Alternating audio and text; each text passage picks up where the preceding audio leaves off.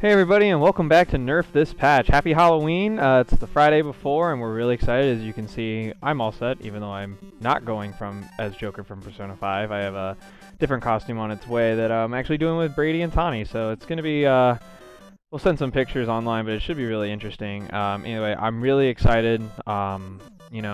This past week, I've been playing a lot of new games. I've been playing, we beat Resident Evil 3 on Tuesday.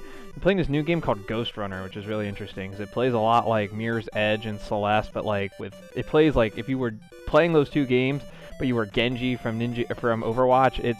It's fascinating. It's one of my favorite games of the year so far. It caught me completely out of nowhere, so really excited to dive in more into that. But this weekend's gonna be busy with Halloween stuff. But let's just get right into it. So let's see what we've got on the docket. Okay, I thought that would be cute. So it's Halloween, and, Halloween's all about scares, Halloween sales for video games, and I wanted to start with this. There are a ton of genres, there are a ton of things in gaming that we would rather appreciate more than we enjoy engaging in. A couple examples. I know a lot of people who watch fighting games, but they don't want to spend the time to learn fighting games, or it's just really hard for them. They just rather would watch it instead of diving into fighting games, and I understand that. For me, I don't really enjoy speedrunning, but God, I love watching it, and it's fascinating to watch people break down, the timing and whatnot. I know a lot of people who love esports who don't ever want to play those esports. I think for me, the equivalent is horror games, and I don't really do well with horror to begin with. I don't really watch a lot of horror movies. When I do, it really needs to be talked up like this is one of the best movies ever, and I'll watch it then. And when it comes to video games, outside of a few franchises, I don't really enjoy horror games as much as I appreciate what they do. Now I've played a lot of Resident Evil, Silent Hill, Fatal Frame, Eternal Darkness, games like that. There are some things about the horror genre I actually can't stand. Oh, there's Mew. He would talk about horror and he wanted to try to scare us. There's some things about the horror genre that I can't stand. Number one, I think the streaming community has really taken away from what the point of these horror games was. It now becomes more about the player and making a reaction of getting scared and posting online instead of why they were being scared in the first place. So I don't like that aspect. I also don't like that there's not a lot of them. We don't really get a lot of horror games anymore, which is sad because I think it's one of the better, when it's done well, it's one of the better genres. And there's something about video games that, you can have movies, action movies with a awesome protagonist who shoots down everybody. You can have a martial arts movie. You can have other forms of media do a specific genre, but I think gaming does it best, in my opinion.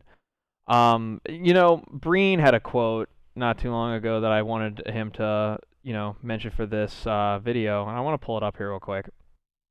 I'll read it to you here. Horror comes in many different forms, but at its core, the horror genre is all about immersing yourself in fear without being in any real danger. Similar to what one experiences with roller coasters. You go through the twists and turns the narrative has to offer, and come out the other side with a genuine feeling of catharsis. But when you add video games to horror, the effects are amplified since you are putting yourself into a tense situation, one you might not be prepared for, and have to use your weapons or wits to survive. It's one of the reasons why I absolutely love the genre and absolutely why I don't play a lot of it.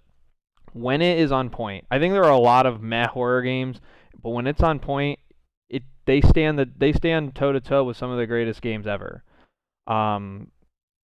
Because of that immersion, because of that situation that they put you in that is so unique to any other game or any other genre. It's something that movies can't do.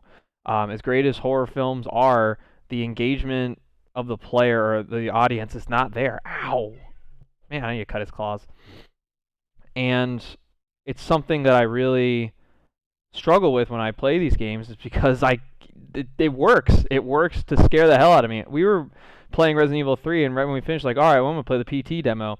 And I got into it, and just 5 minutes in, I'm like, I can't do this. It's too scary. Horror games understand the situation that the player's in better than a lot of other genres. A lot of shooters just kind of throw ammo at you and you rush through it. A lot of fighting games say, here are your movesets, and this is exactly what to do. And everything's balanced that way. But with horror games, in horror games, they put you in unwinnable situations if you decide to play the way that other games expect you to. You can't go into Evil Within and play and expect to kill everybody because there's not enough ammo. In Resident Evil 2, if you don't manage your inventory well enough, you're dead. There's no way to beat the game unless you manage properly.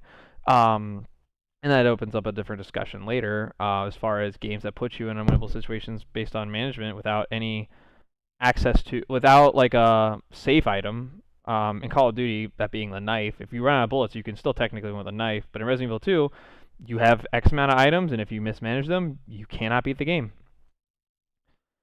I appreciate what the good horror games do, and that is put you in situations where you can't think like a normal gamer. You have to think outside the box. You have to be put in a situation that you're not comfortable with. Anybody can go into a Call of Duty game with unlimited ammo and just mow down everybody, but not everybody can go into Silent Hill and understand that you only have X amount of shots. You can't shoot everything. You have to be strategic. It's games like Outlast do this very well. Even Five Nights at Freddy's, as much as that game is all about, the scare factors, like it's a good game. It does a good job of putting you in a situation where you need to be on your toes. You need to be active. Or you will not win. And more or less, you're punished by the scare. And you can't do that in other forms of media, and I think that's why the horror genre, as hard as it is to really embrace because of not everybody loves to be scared, I think it's one of the better genres in gaming when it's done right. The best shooter and the best horror game, the horror games encapsulate themselves better than the best of other genres. The Resident Evils and the Silent Hills and the Dead Spaces and all of those games, they understand their source material so well. And not saying that shooters don't, but the way that they embrace you into their worlds are unlike any other genre in games. And, I wanted to take today to just celebrate the horror genre. I don't talk a lot about horror games. I don't play a lot of horror games. I like Resident Evil and maybe two other ones and play those. But they need credit. When the genre is done well, they're some of the best games to ever come out. The sound, the atmosphere, the feeling of dread, the feeling of helplessness are all unique to horror games that other games just can't nail the right way for whatever reason. And some games can nail one parts of them well and other parts not, but horror games bring them all together in a way that just, it's so unique and so special. I wish I had the mental toughness to make it through a lot of these games because I would enjoy them so much, but I just can't. And that contributes to just how well they're executed and how well they do what they set out to do, and that is scare the hell out of you. So I hope this weekend you guys take some time to play a few horror games here and there. I'm about to go down the top 10 best horror games of all time, and I didn't want to put in games I haven't played, but I definitely wanted to give a shout out, and I wanted to give this genre the appreciation it deserves. So thank you to the horror genre. It's not what it used to be from back in the day, but it's one of the most timeless genres, and it's only going to get better from here. So, getting to the top 10 all-time horror games, there are a couple of things I wanted to keep in consideration. Number one, can you pick it up right now and would it scare you? Number two, I don't really like games that... Five Nights at Freddy's is not on this list. Mainly because the game's more about everybody else playing it than what the game is, which I still think is a good horror game, but it stopped being about that. It was more about who's playing it, so I'm not putting that on the list. Other horror games I didn't play, I don't think are fair to put on the list. I haven't played Soma. I haven't played a few other, like System Shock 2, I haven't played in long enough where I'm not going to really put that on here. I think Alien Isolation is kind of boring. I didn't play Little Nightmares. I wanted to give those games credit, but they just didn't make the cut. Finally, I don't... I get on games all the time about like, well, they don't really hold the test of time, especially like earlier 3D games. So if you're thinking that tank control games are worse on this list, you would be wrong, because I think that tank control games, well, I still struggle with them today. There's something about the tank controls in horror games and the fixed camera angles that I think is more special than that. I wish we had more games like it, and those are not getting excluded and they're not getting hurt based on their controls. I think that actually helps them. So enough about me rambling. Let's get into this. So the number 10 best horror game of all time is Eternal Darkness. I don't know if you guys have ever played this game because it was on the GameCube, but they had a really cool feature called the Sanity Meter, and I don't know if any other games have done this before, where it kind of fucks with the player itself, where they pretend to delete your save file, they pretend to mute your TV, and you know, the gameplay itself is okay. Like, it's pretty good. The atmosphere that the game creates and the way that the game fucks with the player is unique. It's well done. I almost beat this game back in the day with my best friend growing up, and barely was able to handle playing it because it was so scary for me. But this game, you know, it's not executed as well as the rest of the games on this list, but it definitely deserves to be in the top 10. The only multiplayer, well, kind of only multiplayer game on this list, Dead by Daylight, I feel like is getting more popular now than ever before. If you've never played this game, it's a multiplayer game, 4-on-1, where one person plays as the slasher or the monster, and everybody else plays as people trying to escape. And it's done very well. Like, the jump scares are there, and if it's done well and you're playing with the right people, it's one of the best multiplayer games that you can play right now.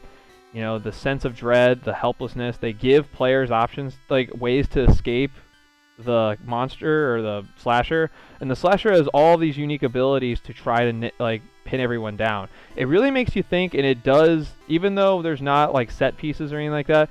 If you're doing it well, you can scare the hell out of people, and it's one of my favorite things about it. This is one of my more underrated horror games, but this is probably one of the best multiplayer one that there is. Evil Within is terrifying. I remember when this first came out, I think it was 2014. I couldn't beat it. I didn't understand that Shinji Mikami came back and was like, alright, we're going back to not a lot of ammo, a lot of scenes where you don't really know if they're real or not, and this game totally fucked me. I didn't play Evil Within 2, so that's why the first one's on the list instead. But it's one of the better modern horror games. If you like hybrid Resident Evil 2 and 4, and you really like creepy visuals in your horror games, this one's for you. Excellent game. I'll be honest, I'm not the biggest fan of this game personally. I played it back in the day, and a lot of people hyped it up to me, and while I don't really think it's that great because there's not a lot of combat and it's not as fun to play, a lot of people still believe this is one of the better horror games, so it's on the list. I do like how, like, looking at the monster or, you know, the way that the game fucks with you, kind of like Eternal Darkness, maybe not as fourth wall breaking, but the game understands the helplessness that they want to put you in and the fear that they want to bestow upon the player. So it's a good game.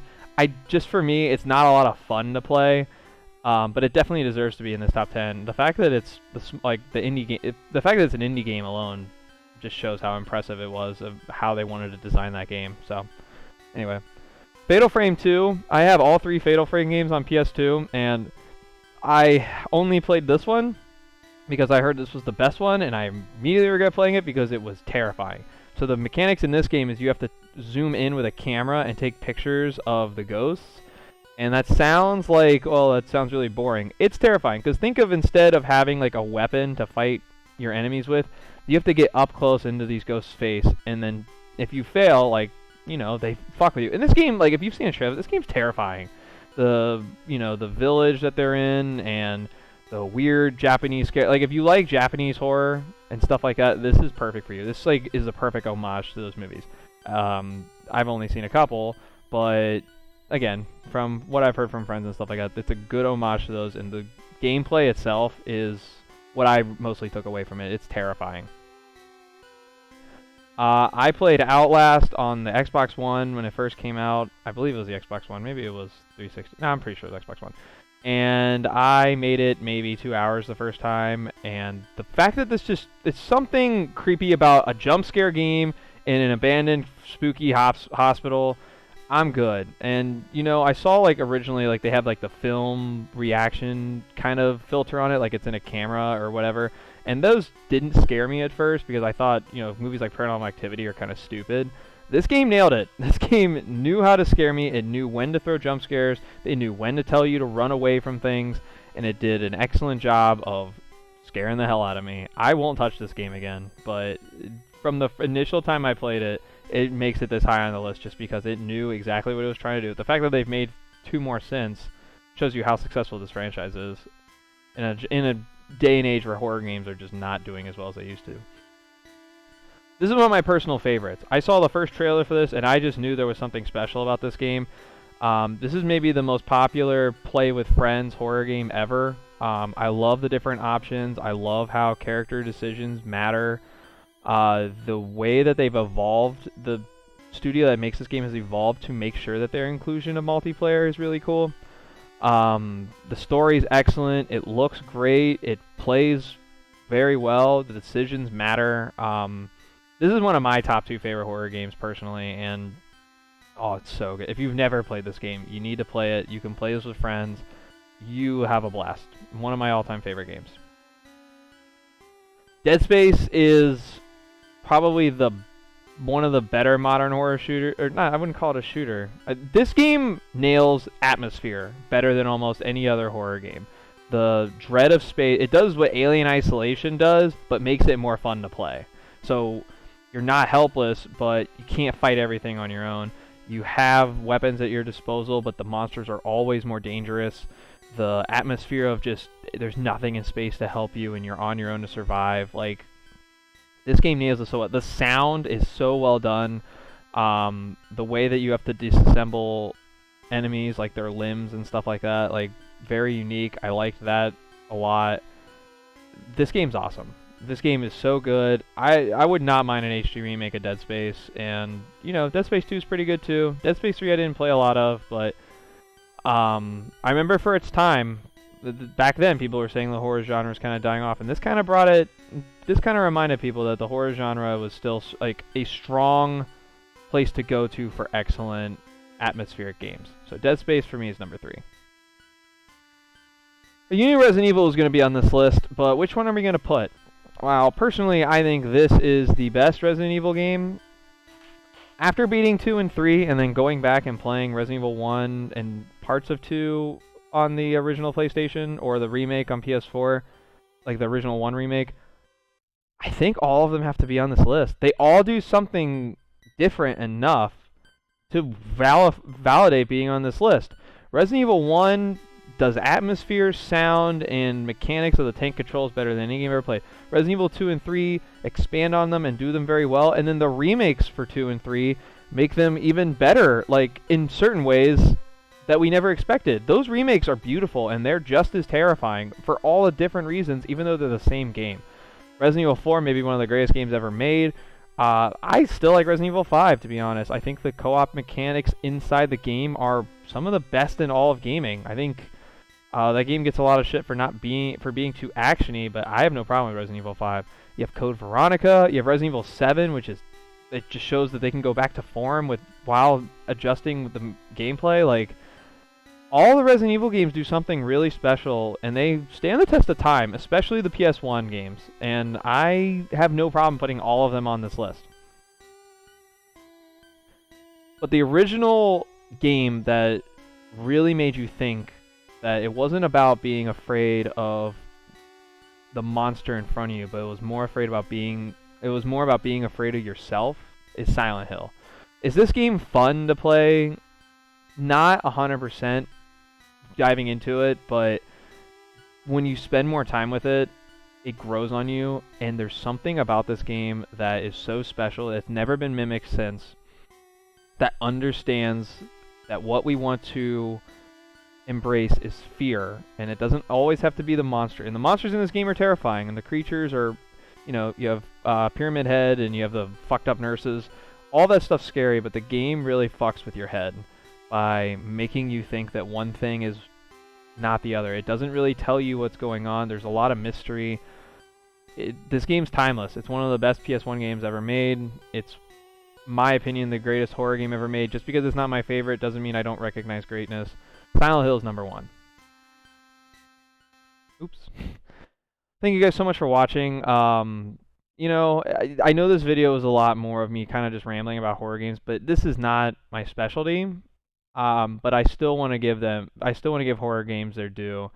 There's something just really special about this genre that I'm really glad that we got to spend some time this Halloween to talk about, and I hope you guys pick up some of these games. I highly recommend the Resident Evil remakes. If you've never played a lot of horror games, start with Resident Evil or Resident Evil 2 or Resident Evil 4.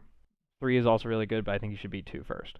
But anyway, guys, thank you so much for watching. I really appreciate it. Next week, I guess the week after, we will show off the PS5, and if you have any suggestions or you have any comments or anything we should talk about, please let me know. Thank you guys so much. Keep on gaming.